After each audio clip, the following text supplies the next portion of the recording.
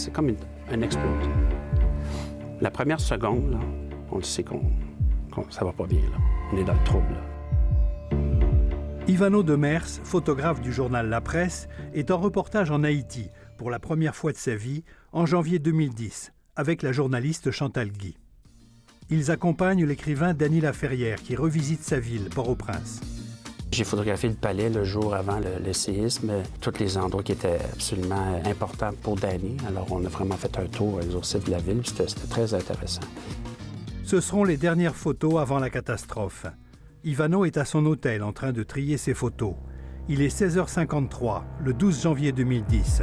Puis là, les planchers allaient comme ça, comme un bateau. Je me suis rendu au fond du couloir. J'ai descendu les 3 spirales d'escalier. Je suis arrivé en bas, puis là, à la fin, là, ça commençait vraiment tout tomber de partout. Instinctivement, à la fin, j'ai même sauté les dernières marches. Je suis allé vers la gauche. Et la droite s'est effondrée à côté de moi. Tout le building a tombé et il était temps que ça finisse. Ça a arrêté. Ça a duré 35 secondes. Plusieurs personnes pensent que j'ai commencé à faire des photos immédiatement. Pas du tout. On n'est pas du tout dans le mode photo, là. On est dans le mode survie. Survie et entraide. Je suis retourné pour chercher ma journaliste qui était avec moi, puis je voulais voir si elle était correcte, si elle était vivante. Fait que je suis retourné à l'intérieur de mon hôtel, puis là, on s'est recroisés, puis là, j'ai pris mes caméras après. Mais après, je suis jamais retourné dans ma chambre, j'avais bien trop peur.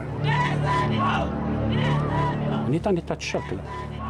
Il y avait des gens qui hurlaient partout, c'était une scène d'apocalypse. C'est 1 heure ou 2 après le tremblement de terre seulement. Vous voyez, les gens, ils ont des barreaux de chaises, ils ont des draps, ils déchirent des draps. On a des gens locaux, on a des touristes, tout le monde travaille ensemble.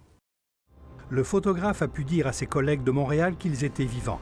Sur place, quelqu'un les retrouve, quelqu'un qui a une connexion Internet. Là, je suis passé de victime là, à photographe professionnel, comme ça. Il parvient à envoyer ses premières photos. Elles se retrouveront partout, dans les plus grands médias du monde.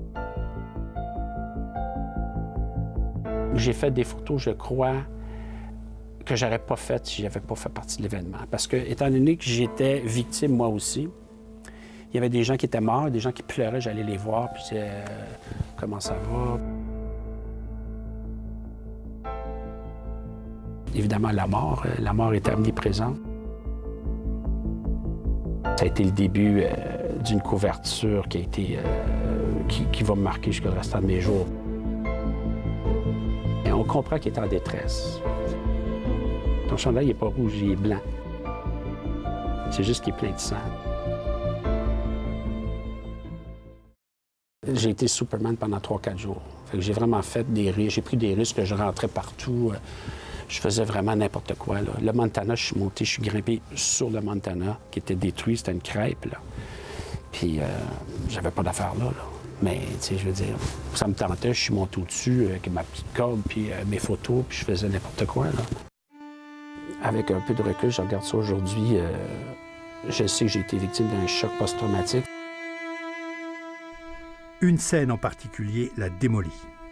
Cette jeune fille-là, tu le vois qu'elle est en détresse, puis là, malheureusement, elle est morte devant moi. J'ai fait souvent des morts dans ma vie, mais quelqu'un qui meurt devant moi pendant que je suis là, j'ai trouvé ça très difficile.